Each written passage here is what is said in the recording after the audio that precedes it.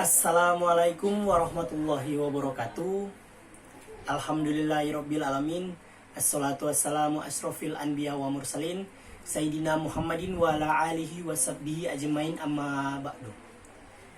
Perkenalkan, nama saya Sigit Zulkifli Amir, NIM 1811044. Baiklah, saya akan mempresentasikan tugas saya yang berjudul Fenomena Zakat dan Status Hukum Zakat di Negara Muslim dan beberapa wilayah di Indonesia. Yang pertama adalah zakat produktif. Zakat adalah salah satu alat pengelola dan pengembangan ekonomi masyarakat, terkhusus kesejahteraan umat Islam. Zakat adalah syariat Islam yang menempati posisi sebagai salah satu rukun, sehingga merealisasikan zakat bukan hanya tentang hubungan manusia, tetapi sebagai suatu bentuk ibadah dalam mendekatkan diri pada Tuhan semesta alam. Oleh karena itu, zakat selalu diidentikan dengan suci, tumbuh dan berkembang. Kalimat ini menunjukkan makna luas bahwa pemberian bukan merupakan pengurangan yang merugikan, akan tetapi merupakan sebuah upaya investasi atau perolehan bunga atas investasi terhadap zat yang maha karya dan maha pemurah. Menurut Yusuf Qaradawi, sifat berbagi dalam zakat adalah bentuk perjuangan untuk melepaskan diri dari kecintaan berlebihan pada harta dan menghapus sistem kapitalis yang mulai membudaya.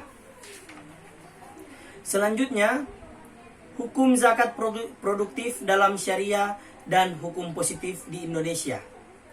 Dalam syariat, yakni Al-Quran, hadis, ijma' maupun ijtihad, tidak terdapat pengaturan tentang zakat produktif secara eksplisit. Awal mula penerapan zakat produktif secara gamblang adalah oleh ulama kontemporer, yaitu Yusuf Qaradawi.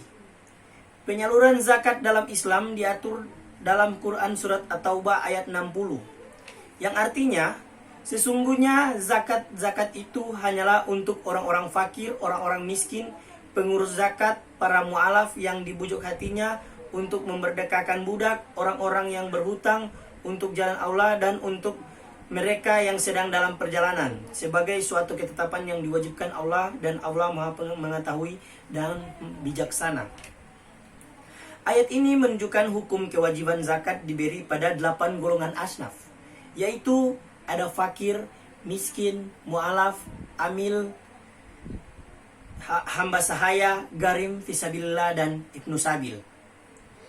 Pada dasarnya, zakat, tujuan pokok zakat adalah membantu membangun perekonomian umat agar mandiri dan sejahtera. Untuk sistem pengelolaannya tidak ada aturan secara gamblang tentang teknisnya, sehingga terbuka peluang besar untuk menggunakan zakat produktif dengan tujuan tetap sama, yakni membangun ekonomi umat. Selanjutnya, kedudukan hukum zakat di Indonesia dan eksistensinya zakat produktif di Indonesia. Sebagaimana termasuk dalam pasal 27 Undang-Undang Nomor 23 Tahun 2011, zakat produktif dapat diberlakukan di Indonesia dengan memberikan wewenang yang luas bagi Baznas.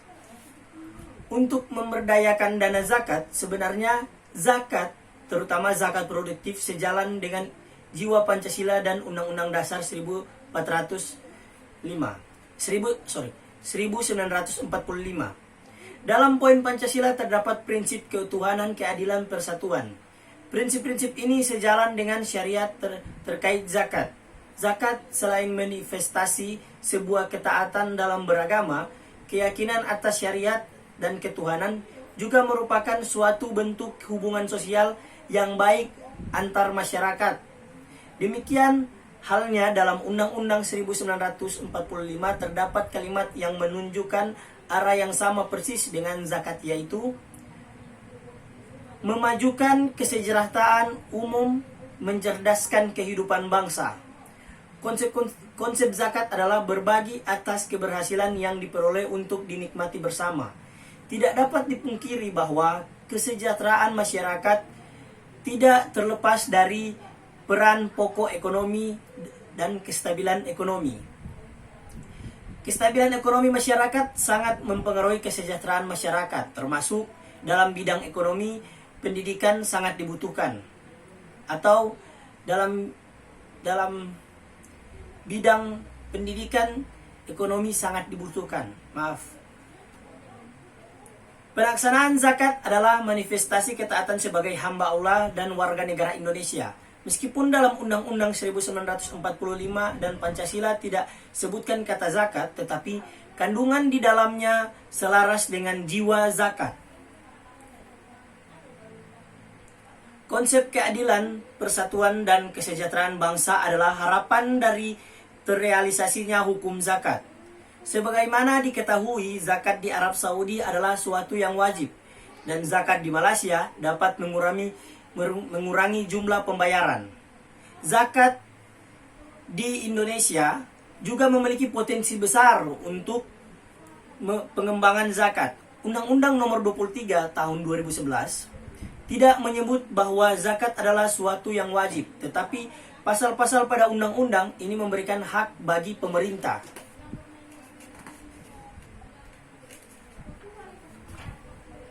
Daerah yang disebut gubernur dan bupati memiliki wewenang untuk membuat aturan dan pembinaan di wilayah kekuasaannya. Partisipasi pemerintah daerah dapat membantu meringankan kinerja badan amil zakat yang dipercaya negara.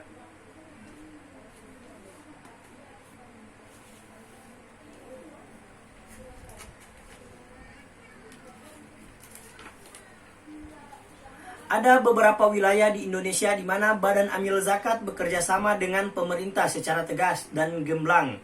Beberapa yaitu Kabupaten Kendal, yaitu bupati mengeluarkan keputusan wajib zakat bagi PNS. Berikutnya Aceh, terdapat kanun dari pemerintah daerah setempat yang mewajibkan zakat tidak hanya bagi PNS, tetapi termasuk setiap badan usaha, baik pertanian, perdagangan, industri, perusahaan, perikanan, dan lain-lain. Sehingga dipahami bahwa sebenarnya zakat di Indonesia memiliki peluang besar berubah status menjadi wajib. Itulah tugas saya yang berjudul Fenomena Zakat dan Status Hukum Zakat di Negara Muslim dan beberapa wilayah di Indonesia. Semoga bermanfaat. Wallahul muwaffiq ila aqwamit thoriq. Wassalamualaikum warahmatullahi wabarakatuh. Hidup mahasiswa.